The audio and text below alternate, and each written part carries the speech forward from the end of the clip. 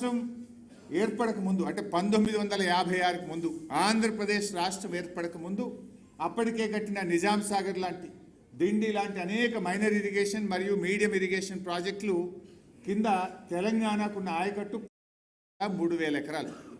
అంటే ఆంధ్రప్రదేశ్ రాష్ట్రం ఏర్పడక ముందే మన ప్రాంతంలో మైనర్ మీడియం ఇరిగేషన్ కింద కాకతీయ రెడ్డి రాజులు కానీ నిజాం నవాబు కానీ వేరియస్ ప్రోగ్రామ్స్లో మనకు వచ్చిన ఆయకట్టు 16,03,000 ఎకరాలు.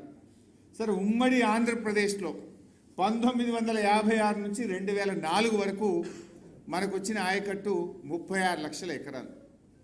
60 ఏళ్లలో వచ్చింది 36 లక్షలు. 2004 నుంచి 2014 కాంగ్రెస్ ప్రభుత్వమే అధికారంలో ఉంది. ఆ 10 ఏళ్లలో వచ్చింది ఎంత అంటే 5,71,000 కొత్త ఆయకట్టు, స్టెబిలైజేషన్ 93,000 అంటే 6,64,000 ఎకరాలకు వచ్చింది.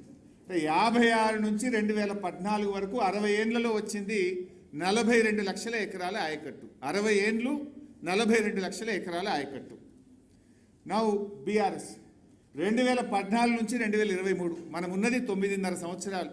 అందులో 2 ఏండ్లు కరోనా, పెద్ద నోట్ల రద్దు లాంటి ఆర్థిక సంక్షోభం, కొత్తగా ఏర్పడ్డ రాష్ట్రం.